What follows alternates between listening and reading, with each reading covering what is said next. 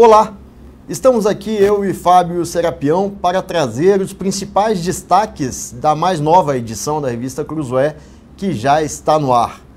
Na nossa reportagem de capa, a fantástica história de enriquecimento de Fábio Luiz Lula da Silva, o Lulinha, o primogênito de Lula, aquele que o ex-presidente um dia chamou de o Ronaldinho dos negócios. Serapião, a Polícia Federal demorou, mas finalmente chegou a Lulinha, aos negócios de Lulinha. Por que demorou tanto, Serapião? Justamente, Rodrigo. A Polícia Federal, desde a 24ª fase da Lava Jato, ela já mira os negócios do Lulinha e de seus sócios, Jonas Suassuna e os irmãos Bittar.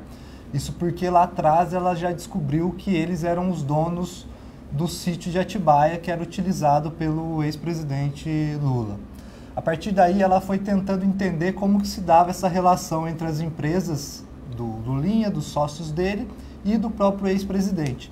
E descobriu uma relação entre a compra do sítio e o Jonas Suassuna, o dono do sítio no papel, e essa relação com as empresas de telefonia.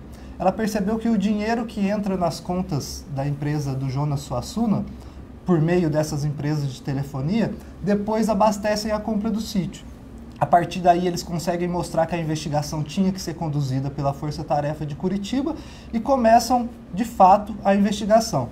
Quebram sigilo, arrecadam e-mails que tinham sido encontrados nas outras fases da Lava Jato e descobrem uma teia de negócios que mostram aí que as empresas do grupo econômico da Game Corp, que são todas essas formadas por essas pessoas que eu citei ligadas ao Lulinha, receberam mais de 280 milhões de reais desde 2006.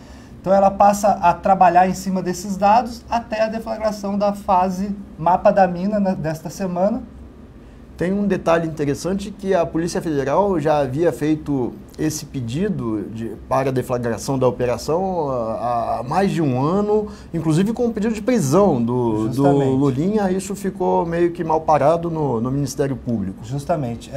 Embora o Lulinha seja o principal alvo dessa nova fase da Lava Jato, a Mapa da Mina, ele não foi alvo de nenhuma medida cautelar. Lá atrás, há 1 ano e 2 meses, a Polícia Federal chegou a pedir a prisão dele. O Ministério Público Federal, no primeiro momento, pediu 30 dias para se manifestar, depois pediu mais 60 dias, à época ainda do juiz Sérgio Moro, em Curitiba, antes dele vir para o Ministério. E daí isso vai se prolongando até que, em agosto deste ano, o Ministério Público se manifesta, mas contra as prisões, só autorizando, só se posicionando favorável às buscas, e não contra o Lulinha. A juíza Gabriela Hardt, que é uma das juízas que substituiu o juiz Sérgio Moro, ela autoriza as buscas, mas sem a prisão e sem busca no Lulinha, que é o que foi que a gente viu na Mapa da Mina nos últimos dias aí, que fez uma busca em todas essas empresas que pagaram o grupo econômico da Game Corp do Lulinha e também algumas pessoas aí sócios dessas empresas de telefonia. E Fábio, esses aportes, esses pagamentos milionários, como você disse, foram precisamente 287 milhões para as empresas que orbitam ali em torno de Lulinha. São várias empresas.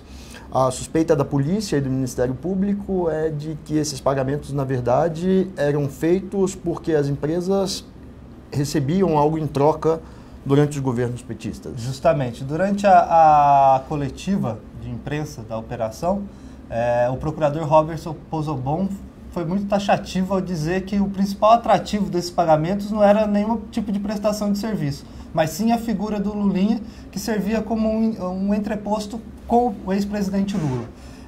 E nesse cenário, para os investigadores, pode estar relacionado esses pagamentos tanto a contratos na Petrobras, que tinha a Andrade Gutierrez interessada, que é sócia também de empresas de telefonia, como as próprias empresas de telefonia que na primeira década dos anos 2000 travavam algumas disputas ali que resultaram na fusão que criou uma das superteles aí, que é a Oi, né? Inclusive teve um decreto assinado Justamente. por Lula que permitiu essa fusão. Justamente. A Polícia Federal aponta lá em seu relatório que logo após as empresas do Lulinha começarem a receber valores dessas empresas de telefonia, o Lula, em 2008, foi lá e assinou um decreto que possibilitou a fusão da Oi com a Brasil Telecom do Daniel Dantas.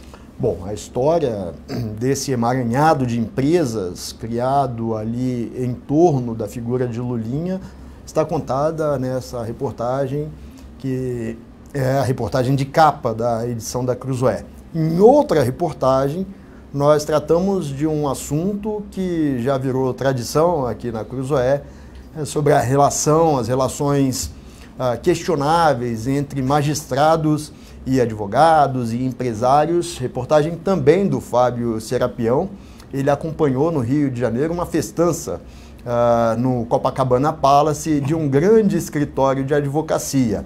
Lá havia políticos, havia evidentemente advogados, mas havia também magistrados, inclusive ministros do STJ. Fábio, você esteve lá e acompanhou a entrada e saída dos vários convidados dessa festa, dessa grande festa que contou inclusive com o show da cantora Ivete Sangalo. Como foi? Conta um pouco para nós. A gente ficou sabendo da festa do escritório do Sérgio Bermudes, né, um dos mais prestigiados advogados do país, e a gente foi até lá no Copacabana Palace.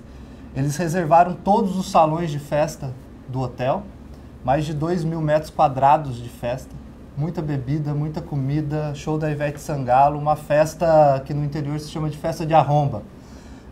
E lá, entre os 3.700 convidados, tinha de tudo, Rodrigo. Tinha imortal da Academia Brasileira de Letra, tinha juiz, tinha desembargador, tinha ministro do STJ, tinha artista. Ministro do STJ. 3 ministros do STJ. A gente conseguiu lá encontrar 3 ministros do STJ, todos que têm processos que envolvem a banca do Sérgio Bermudes. Esse é um detalhe importante. É Justamente. o que torna notícia o que nós vimos lá no Copacabana Palace. Esses ministros, eles julgam processos desse escritório e nem por isso se acharam impedidos de participar dessa festa. Justamente. Além de julgar processos do escritório de advogados ligados ao Sérgio Bermudes, essa participação numa festa de um escritório levanta algumas questões, né, Rodrigo? Será que eles participariam de festa de todos os escritórios? Será que um escritório lá do interior do país, convidá-los para uma festa, eles irão para dar esse prazer de estar no mesmo lugar, de poder conversar, até mesmo às vezes sobre o processo? Então há uma disparidade aí com todos os outros escritórios de advocacia do país, né? Não se trata de uma festa do Sérgio Bermudes, se trata de uma festa do escritório do Sérgio Bermudes. Esse escritório vale dizer que é o escritório do qual a mulher do ministro Gilmar Mendes, Guiomar Feitosa Mendes, é sócia. Sim, a Guiomar, esposa do Gilmar, ela é a responsável pelo escritório aqui em Brasília. E a relação dela com o escritório Sérgio Bermudes, os pagamentos do escritório Bermudes para ela, entraram na mira da Receita Federal no ano passado, e que deu todo aquele bafafá que o ministro Gilmar Mendes começou a atacar a Receita Federal. Depois veio a decisão. Depois veio aquela decisão que paralisou todas as investigações da Receita. Tudo isso porque a Receita encontrou ali algumas incompatibilidades entre o que um declarava e o que outro declarava ter recebido.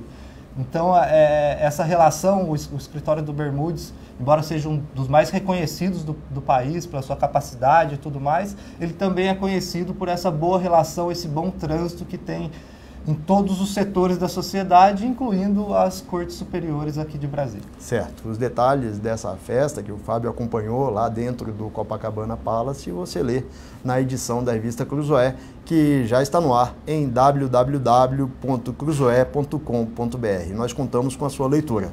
Um abraço e até a próxima.